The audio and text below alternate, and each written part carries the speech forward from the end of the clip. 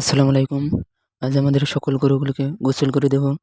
কারণ যেহেতু শীত প্রায় শেষের দিকে অলরেডি কিন্তু ভালোই গরম পড়া শুরু হয়ে গেছে। এই সময় গরুর সবচেয়ে শরীরের বড় পরিবর্তন ঘটে। বড় পশমগুলো উঠে যায় এবং ছোট পশম গজাতে শুরু করে, যা গরুর গা অনেকটাই চকচকে লাগে।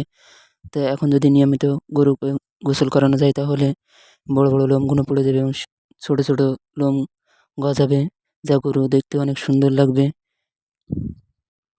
তাই আমাদের গরুকে আজকে গোসল করানো হচ্ছে। ব্রাশ দিয়ে যখন ভালোভাবে পরিষ্কার করা হবে তখন ময়লার সাথে বড়, বড় পশমগুলো উঠে যাবে। শীতের মধ্যেও কিন্তু যেদিন প্রচুর পরিমাণ ভালোই রোদ উঠেছে সেদিন কিন্তু গরুকে গোসল করিয়ে দিয়েছি। আর আমরা যেহেতু আমাদের গরুগুলোকে খামারের বাইরে একটু ফাঁকা জায়গায় রোদ পোহানোর জন্য বাঁধা হয়, সেই কারণে শীতের ভিতরে গোসল করিয়ে দিয়েছি, তেমন একটি সমস্যা হয়নি। কারণ গরুগুলো যখন রোদে থাকবে তখন অলরেডি শীত ভেঙে যাবে এবং বাইরে যদি ফাঁকা জায়গা থাকে তাহলে গরুকে ফাঁকা জায়গায় বের করা অবশ্যই উচিত। কারণ এতে করে তাদের শরীরের এক্সারসাইজ হবে এবং খাদ্যর গ্রহণের আগ্রহ ভালোই হয়। সেই কারণে আমরা চেষ্টা করি গরুকে একটু খামারের বাইরে ফাঁকা জায়গায়, খোলা জায়গায় মাটির উপর রাখার জন্য।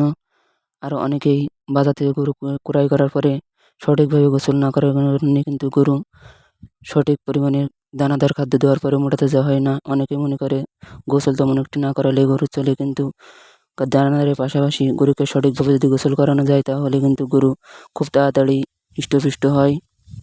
প্রতি বছরই কিন্তু আমাদের কুরবানির জন্য ২টি-১টি করে ষাঁড় থাকে, কিন্তু এবছর আমাদের কোনো ষাঁড় গরু নাই। সবগুলো আমাদের গাভী এবং এবছর আলহামদুলিল্লাহ ৩টা বকনা বাছুর হয়েছে। আল্লাহ একটি এবছর দিনে, তাতে কোনো দুঃখ নাই। আল্লাহ যা দিয়েছে এটাই খুব অনেক ভালো। আগামীতে চেষ্টা করব কিছু ষাঁড় গরু আবার খামারে তোলার জন্য। কারণ ষাঁড় গরু ছাড়া খামারে তেমন একটি লাভ করা সম্ভব নয়। যেহেতু আমাদের এই দুধের দাম প্রচুর পরিমাণে কম হওয়ার কারণে গাভী গরু করে তেমন একটি লাভবান হওয়া যায় না। বছর শেষে বাছুর বেঁচে যায়, কিছু ইনকাম করা যায়, কিন্তু দুধের দাম আমাদের অঞ্চলে প্রচুর পরিমাণের কম। সে কারণে আমরা ষাঁড় গরু লালন পালন করে থাকি। কারণ মাংসের বাজার আমাদের ভালোই, তুলনামূলক ভালোই পাওয়া যায়। যার কারণে ষাঁড় গরুতে ভালো একটু লাভ করা সম্ভব হয়, গাভী গরুতে তেমন একটু লাভ করা যায় না। তো সবাই ভালো থাকবেন, আমাদের খামারের জন্য বলবেন। আসসালামু আলাইকুম রহমতুল্লাহ।